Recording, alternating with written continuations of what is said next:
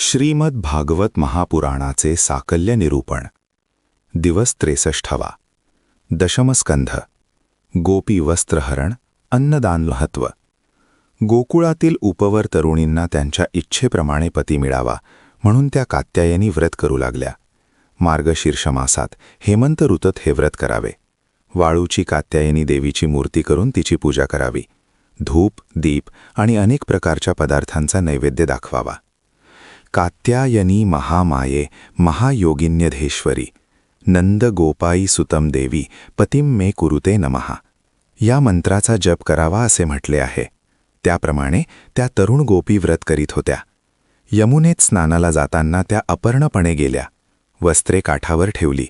कृष्णाने ती झाडावर ठेवली आणि त्या मुलींना सांगितले, व्रतस्थांनी कुणाचाही अधिक्षेप करू नये, अपमान करू नये, अन्यथा ते व्रत फलद्रूप होत नाही.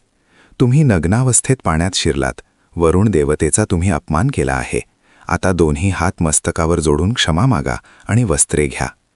आत्तापर्यंत घडलेल्या अनेक लीलांमधून श्रीकृष्णाचे ईश्वरत्व प्रगट झाल्यामुळे कृष्णाला ईश्वर मानून त्या तरुणींनी तशाच स्थितीत पाण्याबाहेर येऊन दोन्ही हात मस्तकावर जोडून क्षमायाचना केली.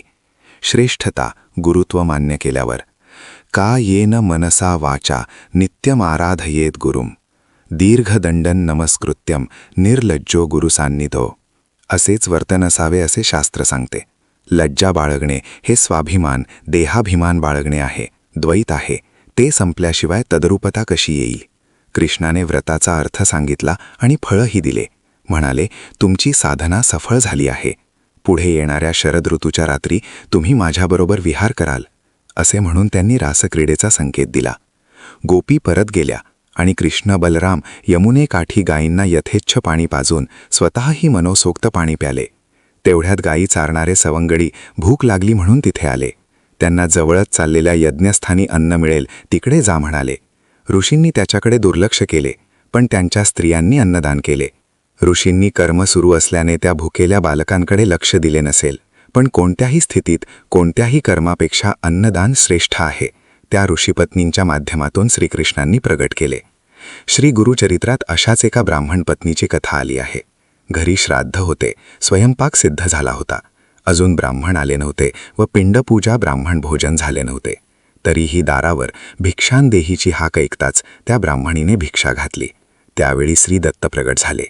एका सुभाषितकारानेही म्हटले आहे, गौरवम प्राप्यते दानात न तु वित्तस्य संचयात स्थितिरुच्यते पयोदानाम पयोधीनामधस्तरहा. दानाचे असे श्रेष्ठत्व आहे. कर्म करून पुण्यसंचय होईल, नंतर त्याचे फळ मिळेल. परंतु दानाचे मात्र तसे नाही. तेच कर्म आणि तेच फळ.